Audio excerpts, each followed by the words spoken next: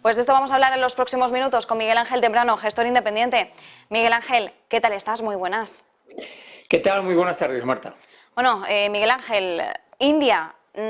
Mucho estamos hablando de este país, además, en medio del contexto en el que nos movemos, guerra en Ucrania, sanciones a Rusia, como la India está aprovechando ahora mismo para comprar con un mayor descuento y también con su capacidad de negociación ese crudo ruso a un nivel más bajo. Pero no solo hablamos de la India en términos económicos, que por cierto, hablamos de la India también como ese importante hub tecnológico donde las fintech han tenido también un espacio de auge y de desarrollo importante en los últimos años, sino que tenemos que hablar de la India también en términos de influencia, ¿no? Estamos viendo también cómo algunos occidentales no se atreven a cuestionar demasiado a Narendra Modi y nos preguntamos por qué, ¿no? ¿Cuál es el marco de influencia en el que se está moviendo en estos momentos India y por qué está pasando a ser un jugador tan importante en el plano? Bueno, a la India, antes de empezar, lo que hay que decir es que le ha tocado el euromillón con la guerra en Rusia o con la invasión, porque decimos guerra y no es verdad, es una invasión de los rusos en Ucrania. Le ha tocado el euromillón, y dices tú, ¿y por qué le ha tocado el euromillón? Bueno, pues porque resulta que la calidad del petróleo ruso hace que no sea fácil de refinar. Y grandes refinerías de su petróleo en el mundo lo hay fundamentalmente en 4 sitios, pero realmente en 3. Los 4 sitios son obviamente Rusia, India, Indonesia y China. Y quito China porque la calidad de China no tiene tanto. Por lo tanto, claro, que se han encontrado que los rusos, al no poder vender el petróleo ni los refinados a los europeos, lo tiene que sacar a otro lado. El mercado del crudo es como un sistema de vasos comunicantes. Es decir, se producen entre 100 y 101 millones de barriles diarios y si no lo compra uno, lo va a comprar otro. Ahora mismo hay un exceso, un defecto de producción, por así decirlo, porque no lo demandamos, de unos 5 millones de barriles diarios, por lo tanto, eso es. Entonces, ¿qué le ha pasado a la India? Que le ha tocado al loto. Entonces, parece ser que todo el mundo nos fijamos en ella. Yo me llevo fijando en la India casi 40 años, casi los 40 años que llevo trabajando, llevo pensando de que la India era un gran país. Me tocó por H por B, por diferentes motivos, trabajar con Bangalore, el centro tecnológico, y con Bombay, y yo me hacía una idea equivocada. Yo tengo muchas curiosidades y una de ellas es estudiar las religiones, no por el espíritu de religiosidad, sino por el factor sociopolítico que veo tan importante en la geopolítica mundial.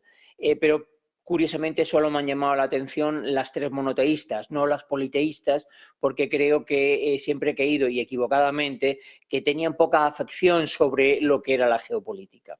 Hasta que en un momento determinado yo siempre me preguntaba, ya es el momento, y un día me di cuenta de que no era el momento de la India, que la India tiene un problema muy serio y que yo creo que yo personalmente no lo veré por muchos años que viva corregirse. Tiene un problema derivado de su manera de ver la vida. Esa manera de ver la vida que la gente que va a la India dice me ha trastocado la mente y no sé qué cosas tan raras que dicen, hace que la gente se conforme con lo que tenga.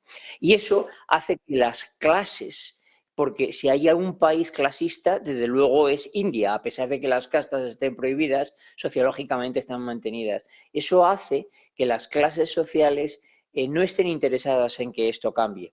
Y si las clases potentes o potencialmente pudientes no están interesadas en que esto cambie, la gran masa no va a hacer que cambie. Y la India pues va a seguir siendo un reducto de determinadas áreas manejadas por determinadas familias. Una de ellas, obviamente, ahora mismo no está en el poder, que es la que influencia en el partido de la difunta Indira Gandhi, que de hecho, sea de paso, no tiene nada con Mahatma Gandhi. Bueno, Miguel Ángel, decías, ¿no? A India le ha tocado el euromillón en la situación en la que estamos ahora geopolítica. Bueno, yo me pregunto, más allá de esto, que realmente pues, es un evento que en su momento, en 2022, fue todo un cisne negro, más allá de eso, la India ya tenía un importante músculo. En el artículo dices algo que a mí me llamaba bastante la atención porque, bueno, recordemos que has escrito un artículo en el que hablas precisamente, bueno, con ese título, ¿no? India, el gigante que siempre está a punto de despertar. Y tú mismo en el párrafo inicial dices, bueno, yo hace 30 años pensé que era el momento de despertar de la India, en ese momento me equivoqué, pero sigo viendo que ese despertar se va a producir. Es más, dices que ya hay expertos que hablan de ese despertar no dentro de 20 años, sino dentro de 2 años, es decir, ya en un plazo corto de tiempo. Pero hay otra cosa que me llama mucho la atención. Dices que Bombay, que es una de las ciudades indias, es el peor sitio del mundo para hacer negocios porque ves oportunidades en cada esquina si no te concentras. ¿Cómo es eso? ¿Por qué? Sí, yo lo defino como una tienda de chuches. Es decir, cuando tú llegas a Bombay y eres alguien que eres inquieto, que quieres hacer cosas, cualquier persona que me esté escuchando entenderá que lo que estoy diciendo. Tú vas a hacer un negocio y alrededor ves oportunidades. Bueno, pues si yo le comprase a este esto, porque este me lo podría hacer de esta manera, y si yo a este le pudiese llegar a un negocio y vender, bueno, pasa de todo. Es decir, Bombay es un centro neurálgico de todos los aspectos. Me llamó mucho la atención porque vi exactamente lo mismo cuando visité por primera vez Vietnam.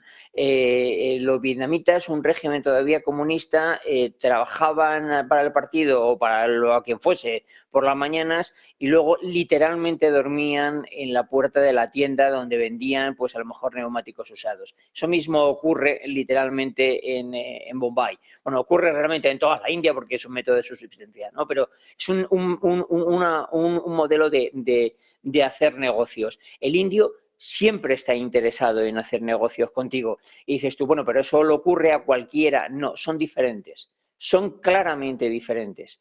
En todos los aspectos tienen una mentalidad. Bueno, voy a poner un ejemplo. Yo un día estaba en Delhi esperando un vuelo en el hotel y había un gran premio de Fórmula 1 y de repente se me acercó a mí un señor mayor que luego descubrí que tenía una tienda de telas.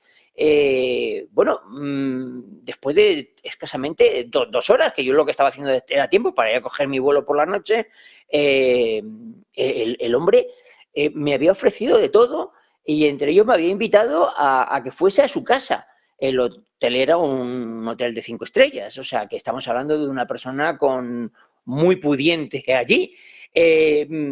Normalmente este tipo de cosas, tú te vas a Alemania, te encuentras a un tío al lado en el hotel, en el bar o en donde sea, viendo la Fórmula 1 y a lo máximo que comentas son 3 cosas sobre lo que ves en la tele. No vas más allá. Bueno, pues este tipo de cosas ocurren allí, es su mentalidad.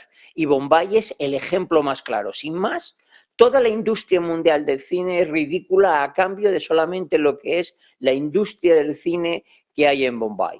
Bueno, pues así ocurre en todo. El problema de la India es que es extremadamente grande. Hay unas diferencias entre el norte y el sur que no tienen nada que ver. Y hay de verdad hay solamente 2 grandes centros neurológicos de negocios, que es el que está alrededor de Bombay, y el tecnológico de Bangalore, donde se ha convertido en una verdadera factoría de horas de trabajo de desarrollo de software.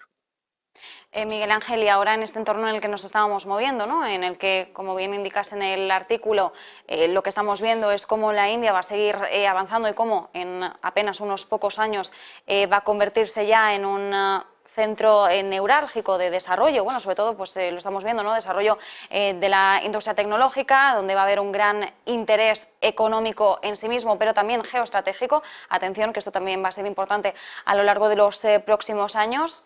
¿Cuál crees que puede empezar a ser la estrategia occidental, ¿no? En medio, como decimos, de estos acercamientos que estamos viendo ya por parte de líderes occidentales pues hacia el actual líder, como es Narendra Modi, en medio del contexto en el que nos movemos, insistimos en el que todavía hay algunas tensiones, pero por ejemplo hemos visto cómo Estados Unidos, Janet Yellen era la secretaria del Tesoro estadounidense que hablaba con su homólogo indio y decía no, nosotros ahora vamos a poner aquí el tope al crudo ruso, esto era antes del 5 de diciembre, vosotros aprovechad, que nuestra intención es que vosotros os podáis aprovechar, pero bien de los descuentos de los que vais a gozar para comprar crudo. Así que bueno, estamos viendo como cierta amistad, ¿no? O cierta intención de unir más lazos entre Occidente y la India. ¿Cómo podemos ver esto ahora?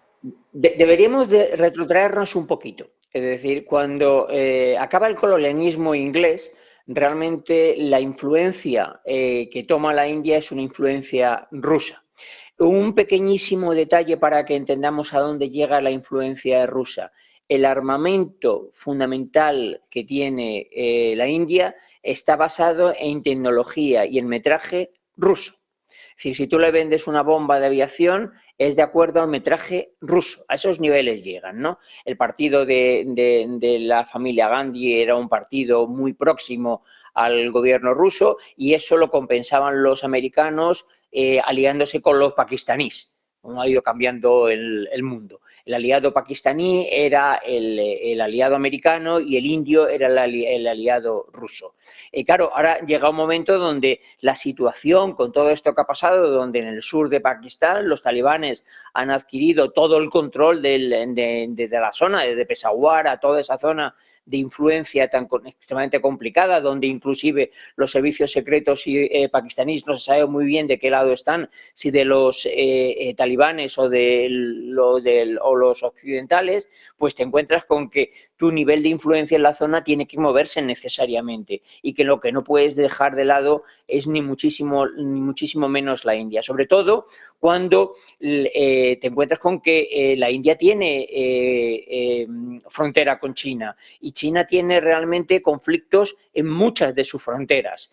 Para ellos, por ejemplo, Nepal, los chinos consideran que es suyo, que Bután es suyo, mientras que los indios dicen, oye, de eso absolutamente nada, donde tienen un conflicto por Cachemira desde hace una barbaridad de años. Por lo tanto, a los americanos, de una manera clara, o a los occidentales, si nos incluimos ya nosotros en ese paquete, nos interesa que la influencia con la India sea importante. Y el partido que gobierna ahora, que es el Partido Conservador, digamos el partido más pro-occidental de los dos, porque hay 4 partidos, pero realmente están aliados en 2 grandes paquetes, es el que ahora mismo a Occidente más nos interesa. Y nos interesa no solo que continúe en el poder, nos interesa que le vayan bien y nos interesa aumentar nuestro nivel de influencia en la zona.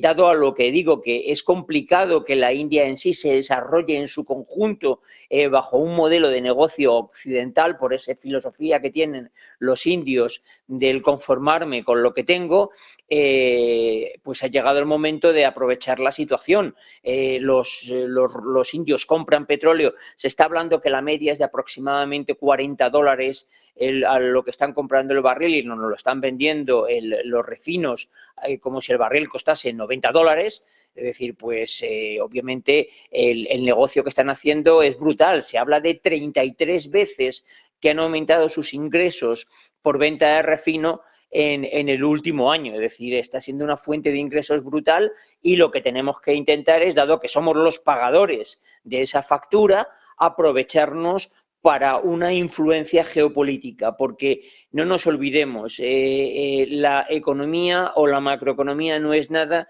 si no miramos la base que está por debajo de ella, que es la geopolítica. Sin la geopolítica, la macroeconomía no tiene ningún sentido, olvídate, no controlas la geopolítica, no controlas la economía de los países, y hoy en día en un mundo tan extremadamente globalizado, te tienes que extender tu zona de influencia todo lo que puedas y todo lo profunda que puedas, porque no nos olvidemos una cosa, si hay alguien que lo está haciendo muy bien son los chinos, que están controlando todos aquellos países donde hay extracción de minerales. Y pongo solamente para que la gente lo piense, se acaban de comprar los chinos toda la deuda externa de Zambia, será por algo. Ángel, ya que estás hablando precisamente de este entorno de minerales y de precisamente cuál ha sido el papel de China controlando, como dices, ¿no?, aquellos puntos en los que hay una extracción interesante. En la India se acaba de encontrar uno de los yacimientos más grandes del mundo de litio. Y yo me pregunto qué significa esto para Europa, ¿no? Sabiendo que India puede tener un papel crucial aquí para producir todo el litio que nosotros necesitamos en el viejo continente. Vale. Vayámoslo a decir de otra manera. Todos los minerales que se extraigan son necesarios en un mundo que no hace más que crecer su consumo de una manera brutal. Por ejemplo, el litio no es el caso, pero por ejemplo los minerales de tierras raras, que no es que sean raras las tierras, sino que es muy raro encontrar estos minerales en ese grado de pureza.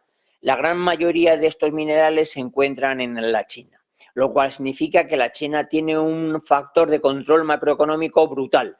La aparición de un yacimiento brutal de litio, como ha ocurrido en la India, que es un mineral que se utiliza altísimamente en todos los sistemas de conservación de energía. Hablo de baterías, pero se utiliza también en otros muchos, es decir, que es importantísimo y por lo tanto es muy importante que todos entendamos que el que sea amigo del que controla esas minas, y si uno dice, bueno, pues las compro, bueno, es que lo acabo de decir, los chinos se compran Zambia no comprando las playas como hicieron en Angola para poder extraer minerales, se compran Zambia comprando su deuda externa. Bueno, pues en la India lo que tenemos que hacer, y yo creo que de momento no sé si lo estamos haciendo de manera suficientemente acertada los occidentales, es ganar influencia para que quien extraiga